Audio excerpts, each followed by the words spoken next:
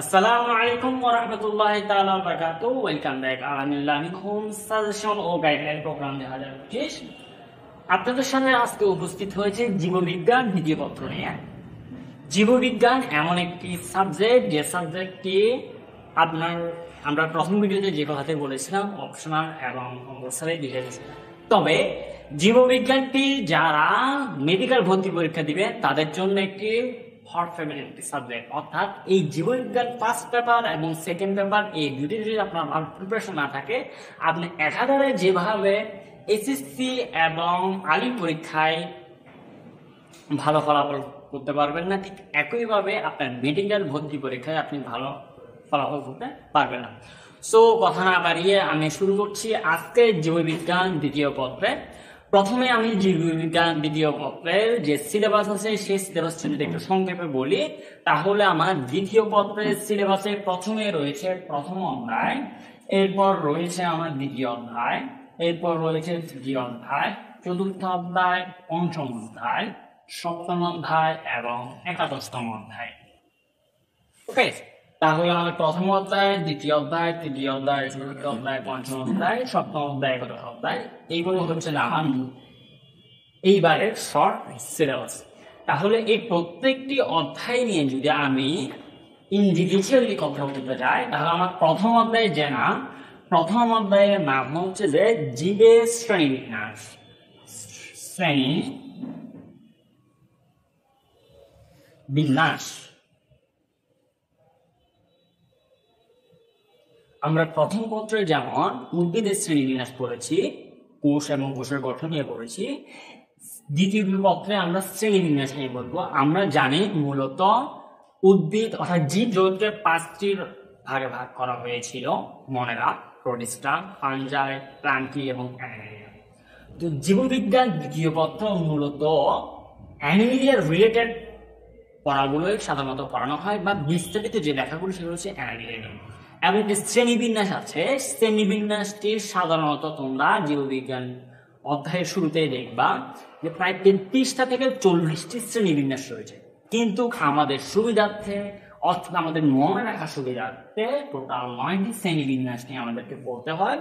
তার মধ্যে 8টি হয়েছে অমেরুদণ্ডী প্রাণী নিয়ে এবং একটি হচ্ছে মেরুদণ্ডী প্রাণী নিয়ে। তাহলে এই শ্রেণীবিন্যাস অধ্যায় থেকে টোটাল আমার 9টি পর্বে পড়তে হচ্ছে না, আমার কিছু পর্ব অবশ্যই এবং কিছু উপপর্ব নিয়ে অবশ্যই পড়তে হবে, যেগুলো আমরা পিডিএফ আকারে তোমাদেরকে দিয়ে দিয়েছি অলরেডি। সেগুলো হচ্ছে যে প্রথমে আমাকে যে অধ্যায় যে পর্ব নিয়ে ভালো করে পড়তে হবে সেটি হচ্ছে প্লাটি হেলমিনথিস। প্লাটি হেলমিনথিস কি? প্লাটি হেলমিনথিস সাধারণত হচ্ছে যে প্লাটি হেলমিনথিস কৃমি, যে আমাদের যে ফিতা কৃমি রয়েছে, এই ফিতা কৃমিটি মূলত প্লাটি হেলমিনথিসের অংশ, ফিতা কৃমি। এরপর হচ্ছে আমরা জানি যে গোল কৃমি, লম্বা কৃমি, অনেক ধরনের কৃমি আছে, যেটি হচ্ছে যে আমাদের অ্যানিলিডার অংশ। অ্যানালিডা। ওকে, আচ্ছা, এই দুটি যে কৃমির পর্ব আছে, এই দুটি কৃমির পর্ব থেকে আলাদা আলাদা ভাবে বৈশিষ্ট্য আসতে পারে, অথবা তোমাকে প্রশ্ন দিতে পারে যে প্লাটি হেলমিনথিস এবং অ্যানালিডের ভিতর পার্থক্য কি। ওকে, প্লাটি হেলমিনথিস এবং অ্যানালিডের ভিতর কি ধরনের পার্থক্য আছে সেটা আসতে পারে। এরপর হচ্ছে যে আমাদের অবশ্যই আর্থ্রোপোডা আসতে পারে। আমরা জানি আর্থ্রোপোডা হচ্ছে যে আর্থ্রোপোডা যে পর্বটি আছে সেটি হচ্ছে জীব জগতের বৃহত্তম পর্ব, অর্থাৎ পৃথিবীতে যত ধরনের প্রাণী রয়েছে অধিকাংশ প্রাণী এই আর্থ্রোপোডা পর্বে অন্তর্ভুক্ত। হ্যাঁ, অর্থাৎ আর্থ্রোপোডা পর্বে অনেকগুলো প্রাণী আছে, অনেকগুলো প্রাণী। সেকেন্ড যেই বৃহত্তম পর্ব আছে সেটি হচ্ছে মলাস্কা পর্ব। মলাস্কা, এই মলাস্কা পর্বটি হচ্ছে যে সেকেন্ড বৃহত্তম পর্ব এবং ফার্স্ট বৃহত্তম পর্বটি হচ্ছে যে আর্থ্রোপোডা। এই দুইটি থেকেও আলাদা আলাদাভাবে বৈশিষ্ট্যের প্রশ্ন আসতে পারে। টোটাল এই 4টি পর্ব অমেরুদণ্ডীদের জন্য খুব বেশি ইম্পর্টেন্ট পরীক্ষায়। এরপর যদি আমি মেরুদণ্ডী জানি, আমরা জানি আমাদের নবম যে পর্বটির নাম, সে পর্বটির নাম হচ্ছে ভার্টিব্রা। করডাটা। করডাটা কাকে বলা হচ্ছে? যে সকল প্রাণী পিঠের মাঝ বরাবর মেরুরজ্জ বা শক্ত হাড় রয়েছে তাদেরকে বলা হয়েছে মূলত করডাটা করবে প্রাণী। আমরা জানি যে এই মেরুদণ্ড বা অস্থি দুই ধরনের হয়, একটি হচ্ছে অস্থি আর একটি তুর্মাস্থি। হ্যাঁ, এর উপর ডিপেন্ড করে এই করডাটাকে প্রথমে তিনটি উপবর্গে ভাগ করা হয়েছে, সেফালা করডাটা, হ্যাঁ, এরপর হচ্ছে ইউরো করডাটা এবং ভার্টিব্রাটা। পরবর্তীতে ওই ভার্টিব্রাটাকে আবার শ্রেণীবিন্যাস করা হয়েছে প্রায় 6টি, হ্যাঁ, যেগুলো হচ্ছে যে স্থলচর, জলচর, উভয়চর, পক্ষীকুল, হ্যাঁ, এই জিনিস। তাহলে আমার এই অংশের মধ্যে ভার্টিব্রাটা যে অংশটি আছে, এই ভার্টিব্রাটা অংশের ভিতর দুইটি অবশ্যই করতে হবে, সেটা হচ্ছে অ্যাক্টিনোপট্রেজি এবং সাইক্লোপট্রেজি। হ্যাঁ, অ্যাক্টিনোপট্রেজি এবং সাইক্লোপট্রেজির আলাদা আলাদা বৈশিষ্ট্য আসতে পারে অথবা এই দুটোর পার্থক্য আসতে পারে। এবং ফাইনালি এখানে যে পর্বটা নিয়ে পড়তে হবে সেটা হচ্ছে অ্যানিমিয়া, দুঃখিত, মামালিয়া।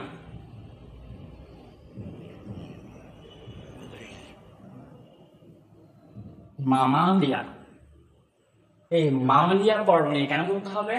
কারণ আমরা সকলেই হচ্ছে যে এই মামালিয়া পর্বে অন্তর্ভুক্ত।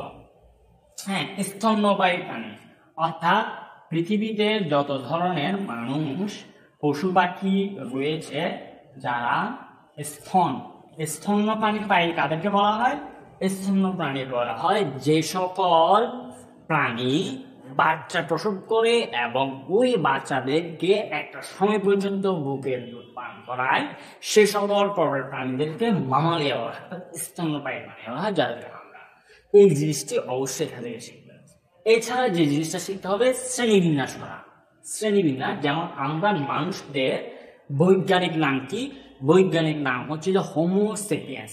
এই যে হোমোসেপিয়েন্স দুইটা আলাদা আলাদা কথা, আমি যদি একটু লিখি তাহলে হচ্ছে যে হোমোসেপিয়েন্স, হোমোসেপিয়েন্স এই যে আমরা ইংরেজি ভার্সনে লিখছি, এই ইংরেজি ভার্সনে যখন লিখবা তখন নিচে কি করতে হয়? আন্ডারলাইন করতে হয়। কারণ বৈজ্ঞানিক দ্বিপদ নামকরণ করার ক্ষেত্রে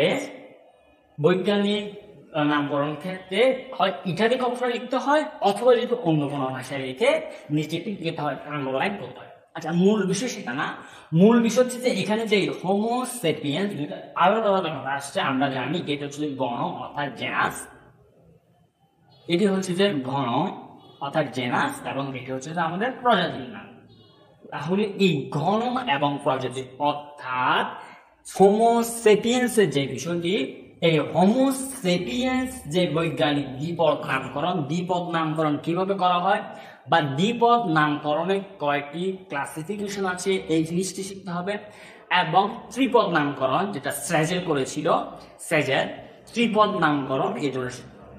দ্বিপদ নামকরণের ক্ষেত্রে আমি একদম সংক্ষেপে একটা সিম্বল একটা বলি, সেটি হচ্ছে কে পি সি ও এফ জি এস। ভাইয়া, কেপিসি মানে কি?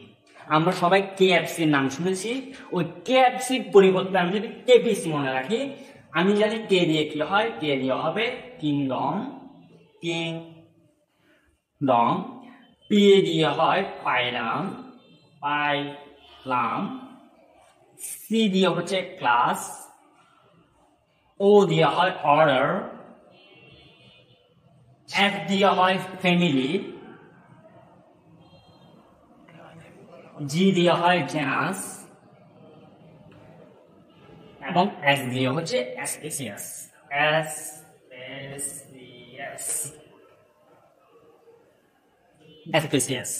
ওকে, তাহলে এই যে এই 7টি ক্লাসিফিকেশন শ্রেণীবিন্যাসের ক্ষেত্রে অবশ্যই তোমাদেরকে মনে রাখতে হবে। কিভাবে মনে রাখবো?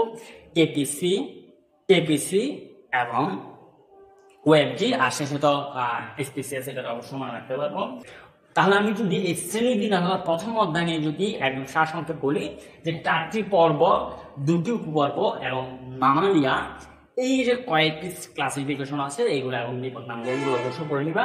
এরপর যদি আমি মুভ করি দ্বিতীয় অধ্যায়ের ক্ষেত্রে, আমরা জানি আমাদের দ্বিতীয় অধ্যায়ে 3টি প্রাণী নিয়ে লেখা আছে। একটি হচ্ছে হাইড্রা, একটি হচ্ছে রুই মাছ, আর একটা হচ্ছে ঘাসফড়িং।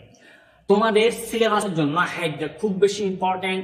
হাইড্রার গঠন কেমন, হাইড্রার চলন কেমন, হাইড্রা জনন, এই তিনটি জিনিস অবশ্যই ভালো করে করবা।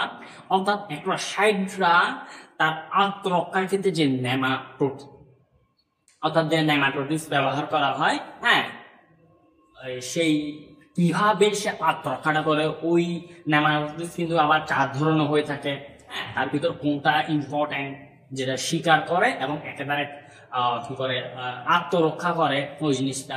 এবং হাইড্রার চলন, হাইড্রার ডিগবাজি, লম্বালম্বী চলন, হ্যাঁ, যেটাকে আমরা সমারসোল্টিং বলছি, এই জিনিসগুলো। অর্থাৎ হাইড্রা কোন ভাবে চললে সবচেয়ে দ্রুত চলতে পারে একটি প্রশ্ন, আরেকটা হচ্ছে যে কোন ভাবে চললে হাইড্রা একবারে অনেক দূর পর্যন্ত যেতে পারে। অর্থাৎ একটি হচ্ছে লম্বালম্বী দূরত্ব, আরেকটা হচ্ছে দ্রুত দূরত্ব। এই দুটো পার্থক্য অবশ্যই হাইড্রা শিখবে। এর পাশাপাশি তোমরা যে আমাদের যে রুই মাছ আছে, রুই মাছের যে হৃৎপিণ্ডকে কেন কি বলা হয়, ভ্যারান্স হার্ট বলা হয়, ক্রিশিয়া কেন বলা হয়, এরপর হচ্ছে ঘাস ফড়িংয়ের যে ম্যালটেজিয়াম নালিকা রয়েছে, হ্যাঁ, ওই ম্যালটেজিয়াম নালিকার গঠন এবং ওই ম্যালটেজিয়াম নালিকার যে ব্যবহার, সেটা অবশ্যই তোমাদেরকে ভালো লাগবে। অর্থাৎ দ্বিতীয় অধ্যায়ের ক্ষেত্রে হাইড্রা বেশি ইম্পর্টেন্ট, বাকি রুই মাছ এবং ঘাস ফড়িং কিছুটা ইম্পর্টেন্ট।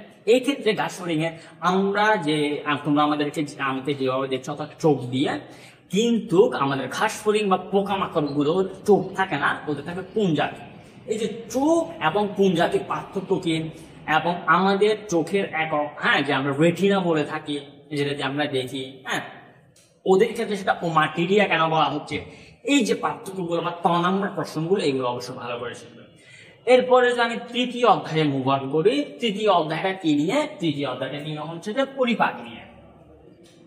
পরিপাক, তৃতীয় অধ্যায় হচ্ছে পরিপাক নিয়ে। পরিপাক অর্থাৎ আমি খাওয়া শুরু করে, অর্থাৎ মুখে যখন আমি কোনো একটা খাদ্য গ্রহণ করছি, সেটা মুখ থেকে শুরু করে মল ত্যাগ পর্যন্ত কোন কোন অঙ্গগুলো কাজ করছে, কিভাবে করছে, এই সম্পূর্ণ বিশ্লেষণটা তুমি পরিপাকে পেয়ে যাবে। অর্থাৎ আমার পরিপাকের শুরুতে আমার কি দিয়ে শুরু হচ্ছে? মুখ দিয়ে শুরু হচ্ছে। তাহলে এই মুখে খাদ্যের প্রথমেই কে সাহায্য করছে? সেটি হচ্ছে যে লালা। অর্থাৎ আমি কোনো একটা খাদ্য মুখে দিতে আমার লালা নিশ্চিত হচ্ছে। এই লালার কয় জোড়া, কোথায় কোথায় অবস্থিত? প্রথম প্রশ্ন। সেকেন্ড যে জিনিসটা, আমি যখন খাদ্যটি মুখ থেকে গ্রহণ করার পরে আমার গলধারণ যখন করলাম, গলধারণ করার পর প্রথমেই কোথায় যাচ্ছে? পাকস্থলীতে যাচ্ছে। এই পাকস্থলীতে আমার কোন হরমোন বা কোন এনজাইম গুলো কাজ করছে, এরপরে পাকস্থলী থেকে সেটি ক্ষুদ্রান্তে যাচ্ছে। ক্ষুদ্রান্তে আমার কোন এনজাইম এবং কোন হরমোন গুলো কাজ করছে, এরপর ফাইনালি বৃহদন্ত এবং মলাশয় দিয়ে মলত্যাগ পর্যন্ত। এই যে গলাধরণ থেকে লালা, ওকে। এরপর হচ্ছে যে পাকস্থলীর বিষয়টা, পাকস্থলীর বিষয়টি। এরপর হচ্ছে যে ক্ষুদ্রান্ত এবং ফাইনালি ক্ষুদ্রান্ত থেকে বৃহদন্ত।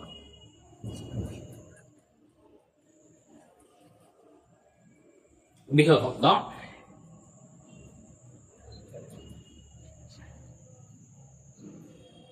অর্থাৎ এই লালা কয় জোড়া, কি কি কাজ করছে, অথবা জিহ্বার যে কোন অংশ কিসের স্বাদ নেয়, এরপর হচ্ছে পাকস্থলীর বিষয় ক্ষুদ্রান্ত। একটা জিনিস মনে রাখবা, আমাদের খাদ্য সবচেয়ে বেশি পরিপাক হয় ক্ষুদ্রান্তে। অর্থাৎ ক্ষুদ্রান্ত হচ্ছে এমন একটি স্থান, যে স্থানে আমিষ, শর্করা, স্নেহ, সকল ধরনের খাদ্য সার ক্ষুদ্রান্ত গ্রহণ করতে পারে বা আলাদা পরিপাক করতে পারে। আমাদের যখন মুখে গহ্বর দিই, সেখানে শুধুমাত্র শর্করা কিছু পরিমাণ খাদ্য পরিপাক হয়। এরপর পাকস্থলীতে এসে আমিষ কিছু পরিমাণ, কারণ আমি জানি যে পাকস্থলীতে কে থাকে? HCl থাকে। HCl যে হাইড্রোক্লোরিক অ্যাসিড, এই অ্যাসিডটি আমিষকে কিছুটা গড়িয়ে ফেলে এবং ফাইনালি আমার ক্ষুদ্রান্তে এসে একই ধারে এনজাইম এবং একই ধারে কিছু হরমোন কাজ করে, যার আমিষ, স্নেহ, শর্করা সকল ধরনের খাদ্যকে পরিপাক করে। ঠিক আছে? তো এখান থেকে মূল প্রশ্ন কি? মূল যে প্রশ্নটা, সেটি হচ্ছে যে খাদ্য, তোমাকে প্রশ্নের শর্করা অথবা আমিষ কোন একটি খাদ্যের নাম দিল, অথবা তোমাকে উদ্দীপক এমন ভাবে সাজিয়ে দিল যেখান থেকে তোমাকে বুঝতে হবে যে এটি শর্করা নাকি আমিষ। এরপরে আমার ওই খাদ্যটি কোন স্থানে গিয়ে পরিপাক হবে, সেটা তোমাকে আনসারিং করতে পারে। এবং এরপরে যে জিনিসটা করতে হবে যে এই খাদ্য পরিপাকের ক্ষেত্রে কে কে কাজ করছে, কোন কোন যে অ্যামাইলোজ আছে, লাইফেজ আছে, হ্যাঁ, এরপর অনেকগুলো এনজাইম আছে, ওই এনজাইম গুলোর কাজ কি। একই সাথে এই খাদ্য পরিপাকে যে অংশটি কাজ করে সেটা হচ্ছে যকৃত। অর্থাৎ যকৃতকে বলা হয় যে জৈব রসায়ন। এই যকৃত এমন একটি অঙ্গ আমাদের শরীরে, যেটা আমরা বাংলায় কলিজা বলে থাকি। এই যকৃত বা কলিজা এমন একটি অংশ যার মধ্যে সকল ধরনের জৈব পদার্থ রিজার্ভ থাকে। এই যকৃত থেকে একাধারে যেমন খাদ্য পরিপাকে সাহায্য করে, এই যকৃত আবার রক্তের পরিপাকে কিছুটা সাহায্য করে, রেচানো সাহায্য করে। হ্যাঁ, অর্থাৎ যকৃতকে কেন জৈব রসায়নাগার বলা হয়, এই প্রশ্নটি অবশ্যই আসতে পারে। ওকে, ফাইনালি আমাদের পর্যন্ত এই হচ্ছে পরিপাক। এরপর যদি আমি পরের অধ্যায়ে মুভ অন করি, পরের অধ্যায়ে মুভ অন করলে আমি জানি যে আমার এই পরের অধ্যায় হচ্ছে রক্ত নিয়ে। এবং তোমরা অবশ্যই এতদিনে বুঝতে পেরেছো বা জেনে গেছো যে জীববিজ্ঞান দ্বিতীয় পত্রের রক্তের অধ্যায় খুব বেশি ইম্পর্টেন্ট, যেখান থেকে একাধারে মেডিকেল প্রশ্নও খুব বেশি আসে। তাহলে রক্ত থেকে কেমন ধরনের প্রশ্ন হতে পারে, যেমন যে রক্ত কি, যে আমি জানি রক্ত এক ধরনের যোজক কলা। এরপর হচ্ছে যে রক্তের কয়টি অংশ, রক্তরস এবং রক্তকণিকা, রক্তরসের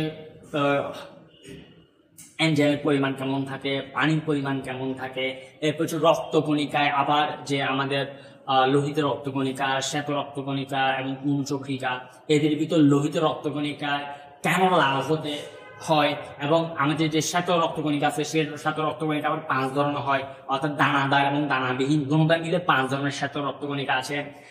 এর মধ্যে সবচেয়ে ইম্পর্টেন্ট যেটা তোমার সৃজনশীলে কাজে লাগবে সেটা হচ্ছে অণুচক্রিকা। কেন? কারণ রক্ততঞ্চন অর্থাৎ অণুচক্রিকা পড়তে গেলে তোমার যে জিনিসটি লাগবে সেটা হচ্ছে রক্ততঞ্চন। রক্ততঞ্চন, যখন কোন একজন মানুষের হাত কেটে যায় বা আঘাতপ্রাপ্ত হয়, তার রক্ত কেন জমাট বেঁধে যেতে শুরু করে, অথবা এই যে আমাদের শরীরে প্রতিনিয়ত রক্ত আপ এন্ড ডাউন করছে, রক্ত এখানে কেন জমছে না, কে কোন ফ্যাক্টরটা এখানে কাজ করতেছে, অর্থাৎ রক্ত তঞ্চনের জিনিসটি তোমার সৃজনশীল খুব বেশি ইম্পর্টেন্ট, যেটা অণুচক্রিকা। এবং শ্বেত রক্তকণিকা কিভাবে বিভিন্ন ধরনের জীবাণুকে ভক্ষণ করছে, শ্বেত রক্তকণিকা কিভাবে একজন মানে ট্রাফিক পুলিশের মতো আমাদের রক্তের জীবাণুর সাথে যুদ্ধ করছে, এই জিনিসটা অবশ্যই তোমাকে ভালোভাবে জানতে হবে। এখন ভাইয়া রক্তের মধ্যে ওরা তো কাজ করছে, এই রক্তের মূল ইম্পর্টেন্ট মেশিনটাকে, এই মেশিনটা হচ্ছে হৃৎপিণ্ড। হৃৎপিণ্ড আমাদের অধিকাংশ স্টুডেন্টের একটা ভুল ধারণা থাকে, সেটা হচ্ছে যে আমাদের রক্ত নিশ্চয়ই হৃৎপিণ্ড তৈরি করে। এটাই হচ্ছে ভুল ধারণা। আমাদের রক্তকণিকা কিন্তু তৈরি হয় যে প্লিহা থেকে বা মেরুরজ্জের একটা অংশ থেকে তৈরি হয়। হৃৎপিণ্ড হচ্ছে শুধুমাত্র পাম্পিং মেশিন। পাম্পিং মেশিন যেমন একটি পাম্প নালা বা নর্দমা থেকে পানি টেনে অন্য জায়গায় ট্রান্সফার করে, অথবা মনে করে একটি পাম্প তোমার 10 তলা 20 তলা বিল্ডিং এর পানি নিয়ে যাচ্ছে, তাহলে পাম্পটা কিন্তু পানি সরবরাহ করে না, পাম্পটা শুধুমাত্র হচ্ছে যে পানিকে পরিবহন করছে। হৃৎপিণ্ড হচ্ছে যে তোমার রক্তকে সারা শরীরে পরিবহন করে এবং সারা শরীরের রক্ত হৃৎপিণ্ডে ফিরে আসে। হৃৎপিণ্ড হচ্ছে পাম্প মেশিন। তাহলে এই হৃৎপিণ্ডটা 4 প্রকোষ্ঠ, আমরা যেহেতু উন্নত শ্রেণীর প্রাণী, হৃৎপিণ্ড 4 প্রকোষ্ঠ, তাহলে এখানে বাম নিলয়, ডান নিলয়, বাম অলিন্দ, ডান অলিন্দ, কার কি কাজ, এখন হৃৎপিণ্ড কোন স্থান দিয়ে রক্ত প্রবেশ করে রক্ত পরিশোধন হয়ে প্রবেশ ফিরে যায়। এই ক্ষেত্রে তোমাকে মহাশিরা, মহাধমনী, মধ্যচ্ছেদা পদ্মা, এই 3টি জিনিস সম্পর্কে তোমাকে ভালোভাবে, এবং কপাটিকা, কোনটি 2 কপাটিকা, কোনটি 3 কপাটিকা, এই জিনিসগুলো, এবং হৃৎপিণ্ডের যে লাভ ডাক, হৃৎপিণ্ডের যে লাভ ডাক যে অংশটি আছে সেই অংশটা অবশ্যই তোমাকে ভালো করে বলতে হবে। অর্থাৎ এক কথায় এখানে সৃজনশীলের ক্ষেত্রে তোমার রক্ততঞ্চন এবং হৃৎপিণ্ডের গঠন চিত্রসহ আঁকা এবং হৃৎপিণ্ডের কার্যক্রমটা একটু ভালো করে পড়তে হবে। তাহলে হৃৎপিণ্ডের যে সিস্টল এবং ডায়াস্টল আছে এই জিনিসটা অবশ্যই একটু ভালো করে দেখবা। এরপরে যে জিনিসটি ইম্পর্টেন্ট সেটা হচ্ছে হৃৎপিণ্ডের রোগ। আমরা জানি যে হৃৎপিণ্ডের রোগ, হৃৎপিণ্ডের কয়েকটি রোগ আছে, একটা হচ্ছে হার্ট ফেলিওর আর একটা হচ্ছে হার্ট অ্যাটাক। কিছুটা ডিফারেন্স আছে। হৃৎপিণ্ডের রোগ বা হার্ট ফেলিওর বা হার্ট অ্যাটাক কেন হয়?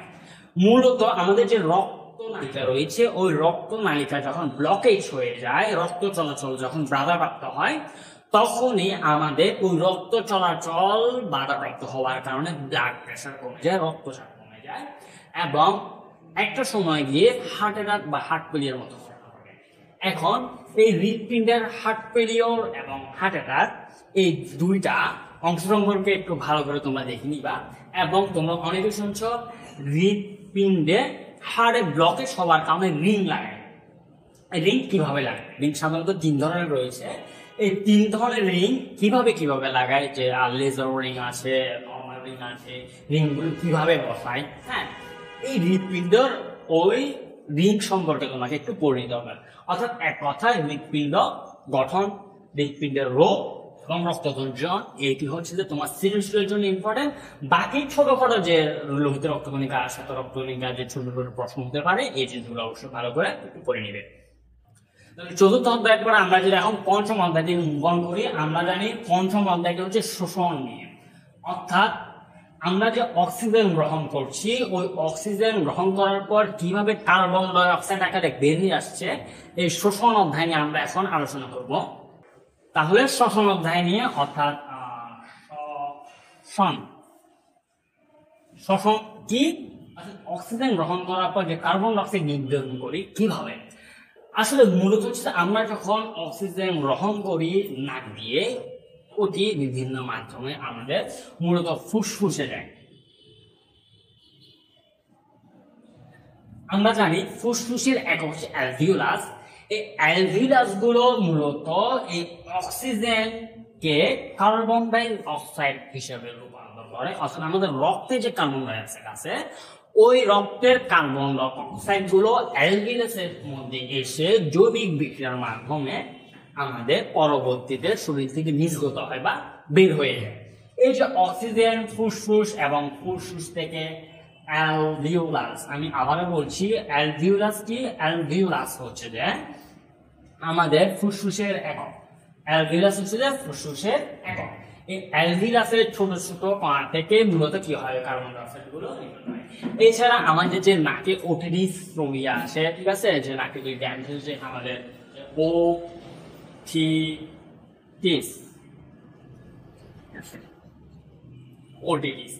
ওটিটিস রোগ কেন হয়, ওটিটিস রোগের কারণ এবং প্রতিকার।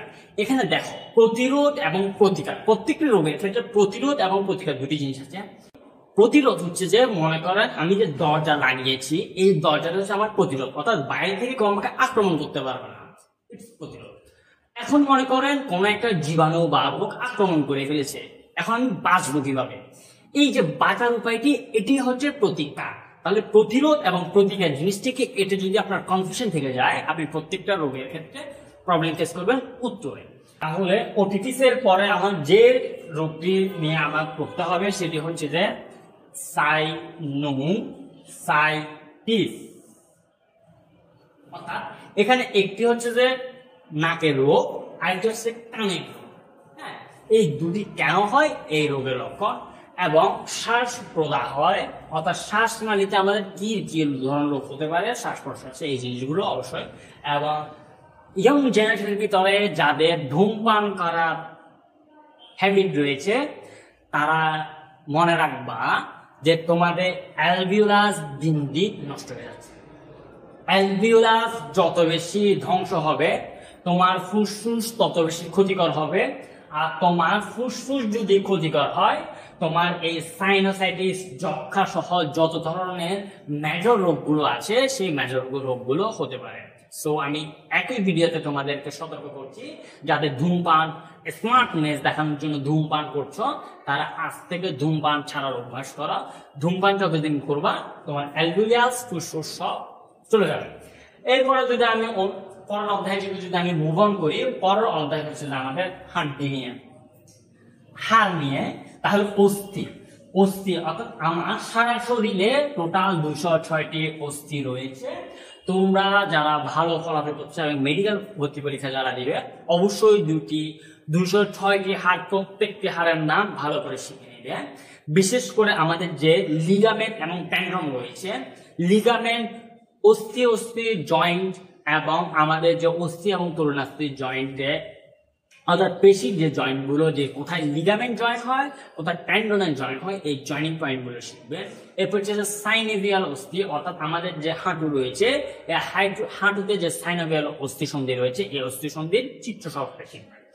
পাশাপাশি আমাদের যে রেডিয়াস, ফিমার, টিবিয়া, হ্যাঁ, অর্থাৎ আমাদের মূলত এই অস্থির অধ্যায়ে যে অংশগুলো অবশ্যই ভালো করে শিখতে হবে, আমি আবার রিপিট করছি, সেটি হচ্ছে যে জয়েন্ট অংশগুলো, যে আমার এই জয়েন্টটা, পায়ের জয়েন্টটা, কোমরের জয়েন্টটা, এই জয়েন্টের প্রশ্নগুলো সাধারণত এখান থেকে বেশি আসে।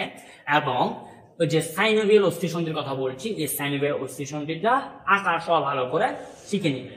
এবং আমাদের অস্থির ক্যালসিয়াম ঘাটতি জনিত যে রোগগুলো হয়, ওই রোগ সম্পর্কে ভালো করে শিখে নিবে। অর্থাৎ এই অধ্যায়ে মোটামুটি এই যে জয়েন্ট, টেন্ডন, লিগামেন্ট এবং রোগ, এই কয়েকটি টপিক করলে মোটামুটি এই অধ্যায়টি তুমি কভার আপ করতে পারবে। এরপর হচ্ছে যে অস্থির ক্ষেত্রে আমাদের ওই যে রোগের যে মানে হাড় ভাঙ্গা, সরলা হাড় ভাঙ্গা বা যদি হাড় ভাঙ্গা, যে কখনো হয় যে আমার হাড়কে আমি ব্যথা পাইছি, যে স্কুলে গেছে, আরেকটু হচ্ছে যে তোমার ব্যথা পাওয়ার পর তোমার হাড়টা ভেঙে গিয়েছে, তাহলে কখন জটিল হাড় ভাঙ্গা, কখন সরল হাড় ভাঙ্গা হচ্ছে, এই হাড় ভাঙ্গার চিকিৎসা কি, এই জিনিসটা, অর্থাৎ রোগ, এক কথা হচ্ছে অস্থির রোগের ক্ষেত্রে এই জিনিসটা একটু শিখে নিবে। এবং বৃদ্ধ বয়সে কেন কোমর ব্যথা হয়, বা এই যে মহিলাদের 35 বা 40 বছর পরে কেন যে মানে পুজো হওয়ার সম্ভাবনা বেড়ে যায়, অর্থাৎ অস্থি যে ক্যালসিয়াম ঘাটতি জনিত রোগগুলো, এগুলো হচ্ছে মূলত। তাহলে আমি যে কথাটা বলছিলাম যে আমাদের ফাইনাল যে অধ্যায়টি সেটা হচ্ছে বিবর্তন নিয়ে, মেন্টাল ইফেক্ট বিবর্তন। তোমরা সকলে জানো মোটরশুটি কাজে মেন্টাল ইফেক্টিভ বিবর্তন বলেছিল, পরবর্তী সেই বিবর্তন থেকে বিভিন্ন ধরনের, এরপর ছিল ল্যামার্কের সূত্রদান, মেন্ডেলিভ সূত্র দিল, ল্যামার্ক দিল, হ্যাঁ, বিভিন্ন ধরনের সূত্র রয়েছে। এর পরবর্তী আমাদের জেনেটিক ডিসঅর্ডার, হ্যাঁ, যে যাদের রাত কানা রোগ, কিংবা হচ্ছে কালার ব্লাইন্ড যাদেরকে বলা হচ্ছে। আমাদের বর্তমান সমাজে একদম বিজ্ঞান আমাদেরকে যে কথাটা বলেছে, একটা সময় হচ্ছে যে পরিবারের ভিতর বিবাহ হতো, হ্যাঁ, মামতো, খালাতো বা এই টাইপসের বিবাহ হতো, কিন্তু আমাদের বিজ্ঞান বলছে যে একই পরিবার বা একই রক্তের মধ্যে বিবাহ হলে আমাদের রক্তের যে ফ্যাক্টর আছে, আমরা জানি রক্তের 6টি ফ্যাক্টর, এ, বি, ও, অর্থাৎ এ প্লাস, এ মাইনাস বা বি প্লাস, অর্থাৎ A positive, A negative, B positive, B negative, O positive, O negative, A B positive, A B negative. এটার ভিতর কে সর্বগ্রহিতা, কে সর্বদাতা, এই জিনিসটি। তাহলে এই যে একই পরিবারের ভিতর যখন রক্তের গ্রুপগুলো মিলে যায়, ও রক্তের গ্রুপগুলো মিলে গেলে তোমার ডিসঅর্ডারের প্রবলেম ক্রিয়েট হয়। তাহলে এই জিনিসটি অবশ্য ভালো করে শিখবো, রোগ নির্ণয়। এরপর হচ্ছে যে আমাদের যে এক্স, আমি এর আগে এক অধ্যায়ে বলেছিলাম যে আমাদের ক্রোমোজোমের ক্ষেত্রে এক্স ক্রোমোজোম এবং XY ক্রোমোজোম, এই ক্রোমোজোমের ভিতরে হচ্ছে যে আমাদের যে যখন একজন দম্পতির বিবাহ হয়, হ্যাঁ, এই দোনোজনের মিলনের ফলে যে জাইগোট তৈরি হবে, এই জাইগোটটি শতাংশ, অর্থাৎ ছেলে হওয়ার পসিবিলিটি কত পার্সেন্ট, মেয়ে হওয়ার পসিবিলিটি কত পার্সেন্ট, এটি এরকম চার্ট আকারে দেখাতে হয়। হ্যাঁ, ওই যে চার্টটা, ওই চার্টটা একটু ভালো করে শিখে ফেলবা। এরপর হচ্ছে যে ল্যামার্কের যে দ্বিতীয় সূত্র আছে, হ্যাঁ, অভিযোজন, অভিযোজনে একটি 16:1, অথবা 3:9:3 এরকম এক ধরনের একটা অভিযোজন সূত্র আছে। ওই সূত্রটা একটু ভালো করে দেখে নিলে তুমি মোটামুটি বিবর্তন জিনিসটা কভার আপ করতে পারবা। তো মূলত হচ্ছে তা আমাদের এই ভিডিওগুলোতে আমরা সংক্ষেপে প্রত্যেকটা অধ্যায়কে কিছুটা তুলে ধরার ট্রাই করি। মূলত আমরা কিন্তু পুরো অধ্যায়কে রিপ্রেজেন্ট করছি না। সো যারা কমেন্ট করছো বা যারা আমাদেরকে জানতে চাচ্ছ যে আপনারা পুরো অধ্যায় কেন কভার আপ করছেন না, আসলে আমরা হচ্ছে সাজেশন এবং তোমরা কোন কোন টপিক গুলো পড়বো আমাদের সেই জিনিসগুলো দেখা যাচ্ছে। হ্যাঁ, যারা আমাদের রেগুলার বেস আছে, যারা আমাদের অফলাইনে ক্লাস করছে, তাদেরকে আমরা প্রত্যেকটা টপিক অনুযায়ী প্রত্যেকটা টপিক অধ্যায় প্রত্যেকটা জিনিস আমরা ভালো করে লিখে দিচ্ছি। তোমরা যারা আমাদের অনলাইনে আছো তাদেরকে শুধুমাত্র আমরা টপিকগুলো, গুরুত্বপূর্ণ অধ্যায়গুলো একটু দেখিয়ে দিচ্ছি। সো তোমরা এই জিনিসগুলো বললে তোমাদের পরীক্ষা ভালো কিছু করতে পারবা ইনশাল্লাহ। আর অনলাইন প্ল্যাটফর্মে তোমরা আমাদের সাথে যুক্ত থাকো কিংবা অন্য প্ল্যাটফর্মের সাথে যুক্ত থাকো, মোটটা কথা হচ্ছে যে তুমি তোমার বেস্টটা দেওয়ার জন্য তোমার যা যা করতে হয় তোমাকে তা করতেই হবে। হ্যাঁ, এবং যারা এডমিশনে ভালো কিছু প্রত্যাশী তাদেরকে তো অবশ্যই নিজেকে 100% দিতে হবে। কারণ তুমি যদি নিজে 100% না দাও তবে তুমি কখনো 100% ফিডব্যাক পাবে না। তো আজকে এই পর্যন্ত, ভালো থাকো, সুস্থ থাকো, পরবর্তী ভিডিওতে দেখা হচ্ছে। আসসালামু আলাইকুম ওয়া রাহমাতুল্লাহি ওয়া বারাকাতুহু।